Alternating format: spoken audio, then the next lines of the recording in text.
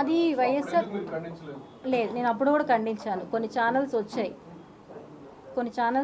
నేను అప్పుడు కూడా చెప్పాను నా వెనకాల ఎవ్వరూ లేరు అని. నేను ఎప్పుడు క్లారిటీగానే చెప్పాను. నేను ఏ రోజు కూడా నా వెనకాల ఉన్నారని చెప్పలేదు. కానీ నాకు ఈ 3 డేస్లోనే వచ్చిన ఇవి మీకు ఎవరికి కూడా తెలియని ఇది. నేను హాస్పిటలైజ్ అయ్యాను. కొన్ని విషయాలు నేను తెలుసుకొని చాలా బాధపడ్డాను. ఒక సోషల్ మీడియాలో ఒక యూట్యూబర్ పెట్టాడు, అవి చూసి నేను కోలుకోలేకపోయాను. చాలా దారుణంగా పెట్టాడు. అవన్నీ చూసి నా పిల్లలు ఇంకా వద్దు, మాకు నువ్వన్నా ఉండేది మాకు కావాలి అని చెప్పి వాళ్ళు తీసుకున్న డెసిషన్ ప్రకారమే నేను ఈరోజు రావడం జరిగింది. నేను ఎవరికి భయపడలేదండి, ఎవరికి భయపడలేదు. బాధ్యతగా నా పిల్లల కోసం వచ్చాను. ఇన్ని రోజులు నేను పోరాటం చేసి ఇప్పుడు కూడా చేస్తాను.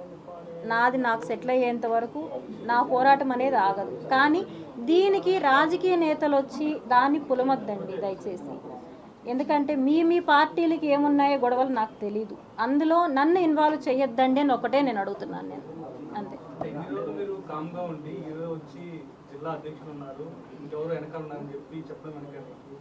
చెప్పడం వెనకేం కాదు, ఈ రోజుతో నేను స్టాప్ చేయాలనుకుంటున్నాను. ఇంకా ఎందుకంటే మళ్ళీ దీన్ని పెంచుకోవడాలు ఇవి వద్దు. నాకు ఏం జరిగింది అనేది నేను చెప్పేస్తాను అనుకోండి, ఇక్కడికి నాకు దీనికి సంబంధం ఉండదు. ఇంకా నాకు ఏది కావాలో నాకు సిఐ సారు ప్రామిస్ చేశారు, నేను అన్నీ నీకు చేపిస్తానమ్మా అని చెప్పి.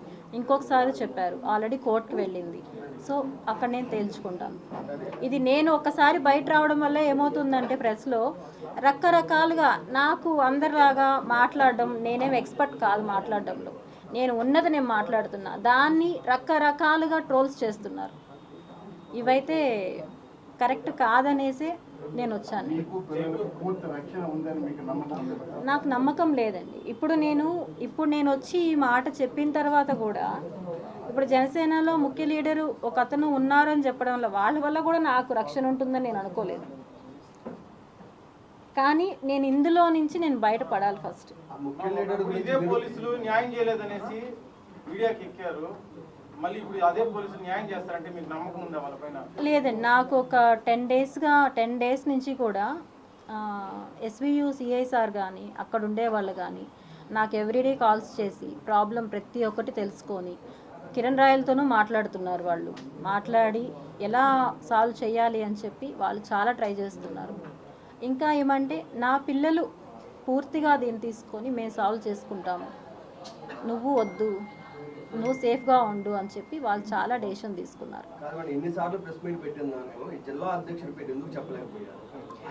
నేను మొదటి నుంచి కూడా చెప్తూనే ఉన్నానండి. ఇందులో ఒకరు నా దగ్గర నుంచి తీసుకున్న వాళ్ళు ఉన్నారు, నేను ఆల్రెడీ చెప్పాను నేను ఇది. కానీ ఎవరు అని నేను చెప్పలా. జిల్లాకు సంబంధించిన ఒక నేత వాళ్ళ తరపున నుంచి వచ్చి నా దగ్గర తీసుకున్నారు.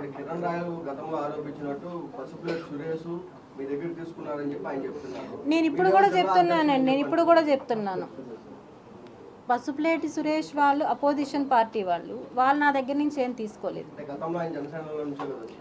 1 ఇయర్ బ్యాక్ నా దగ్గర నుంచి తీసుకున్నారు. ఎవరు అతను నా దగ్గర నుంచి తీసుకున్నారు.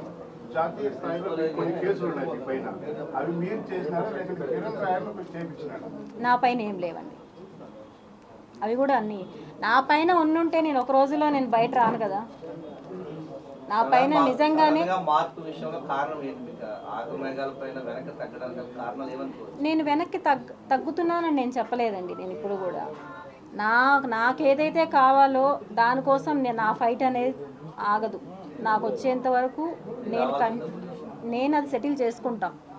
కానీ నేను అడుగుతున్నది నన్ను యూజ్ చేసుకొని రాజకీయంగా వద్దు. ఎందుకంటే ఆల్రెడీ నన్ను యూజ్ చేసుకొని నా దగ్గర నుంచి తీసుకొని వాళ్ళు నాకు అప్పుడు చెప్పిన మాట కూడా ఏమంటే ఇంక ఇవేం బయట రావని చెప్పారు నాకు వాళ్ళు. నేను ఈరోజు చెప్పడానికి కారణం కూడా అదే, ఇంకేం మా దగ్గర లేవు రావని చెప్పి వాళ్ళని రిలీజ్ చేయడం జరిగింది. నేను ఏవైతే మీడియాలో చూపెట్టానో ఆ తర్వాత అవి మాత్రమే నేను మీకు చూపెట్టినవి.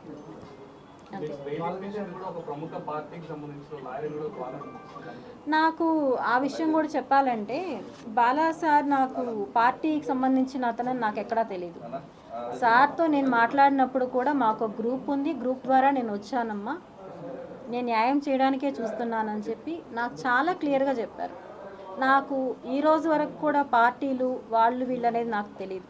ఆ రోజు నేనైతే అడిగాను, ఎప్పుడు ఎలక్షన్ ముందు నేను అడిగాను, నాకు ఇలా మనీ రావాలి అంటే వాళ్ళే నీ దగ్గర ఉండవు మాకు ఇవ్వు, మేము మనీ తీయిస్తామని చెప్పి నా దగ్గర నుంచి వాళ్ళు తీసుకున్నారు. అంటే ఇప్పుడు కిరణ్ రాయలు మీ మధ్య జరిగిన వివాదానికి ఫుల్ స్టాప్ పెట్టబోతున్నారా? అవునండి, అంతే. కిరణ్ రాయల్ వ్యాపారాల పైన కూడా మీరు కొన్ని కామెంట్స్ చేశారు. వస్త్రానికి సంబంధించి చెన్నైలో తీసుకుని వస్తారని, లేకపోతే టికెట్లు వ్యవహారాలకు సంబంధించి, సో అవన్నీ కూడా మీరు మాట్లాడారా, లేకపోతే అవన్నీ వాస్తవం అంటారా? వాస్తవం అనేది నాకు చెప్పింది వాళ్ళేనండి. అంటే మీరే నేరుగా వెళ్ళి నేను చూశాను